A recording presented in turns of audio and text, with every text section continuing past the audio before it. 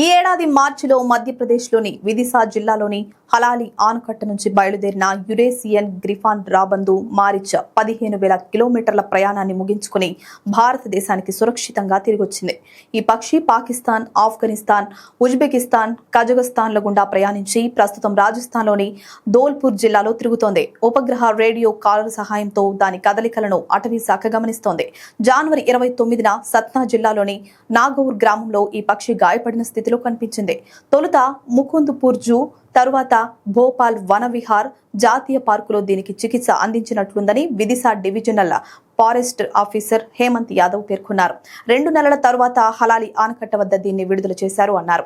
ఇది జంతు కళేబరాలను తింటూ వ్యాధులు వ్యాప్తి చెందకుండా నిరోధిస్తుంది. నేల, నీటి నాణ్యతను మెరుగుపరుస్తుంది. ఈ రాబందు ఐరోపా, ఉత్తరాఫ్రికా, ఆసియాలోని పర్వత ప్రాంతాల్లో కనిపిస్తుంది. వేడిగాలి ప్రవాహాలలోనూ గంటల తరబడి ఎగురుతుందని నిపుణులు తెలిపారు.